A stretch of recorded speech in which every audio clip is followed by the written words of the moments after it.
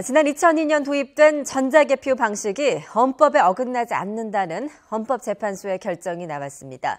그동안 오류 가능성이 제기돼 종종 선거 결과를 놓고 논란이 불거졌었는데 전자개표 방식에는 문제가 없다는 판단입니다. 보도에 이종원 기자입니다.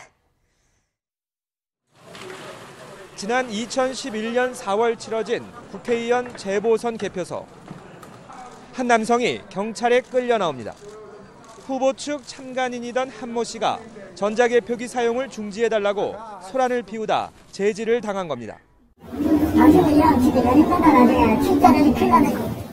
한 씨는 3년 뒤엔 18대 대선 부정선거 백서라는 책을 펴내 논란의 한복판에 섰고 결국 검찰 수사 결과 허위 사실로 드러나 철창 신세를 져야 했습니다. 사실은 그런 어떤 오류가 초기 단계에 시정됐음에도 불구하고 이제 예를 들어 그런 사실을 가지고 이 개표기에 이렇게 문제가 있다. 이런 개표기를 통해서 나온 선거 결과를 과연 우리가 받아들여야 되냐. 선거 때마다 종종 전자개표가 논란이 되자 부산의 한 시민단체는 이를 규정한 공직선거법의 위헌 여부를 가려달라며 헌법재판소의 문까지 두드렸습니다. 전자개표로 인한 오류가 선거 결과에 승복할 수 없게 만들어 극심한 국론 분열을 초래하는 만큼 20대 총선부터는 수개표 방식으로 다시 전환해야 한다는 취지였습니다. 그러나 헌재는 재판관 9명이 일치된 의견으로 이 같은 주장을 받아들이지 않았습니다.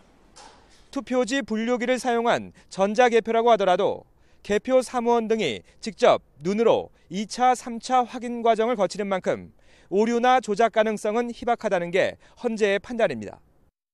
또 헌재는 단순하고 반복적인 개표 작업의 특성상 오히려 사람보다 기계 장치가 더 정확도를 유지할 수 있는 효율적인 보조 장치라고 평가했습니다. 과거 법원 역시 전자개표 사용을 중단시켜달라는 신청 사건이 여러 차례 접수됐지만 법적 근거가 없다며 모두 받아들이지 않았습니다.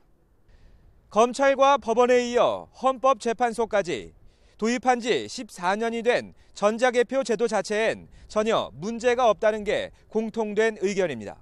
YTN 이종원입니다.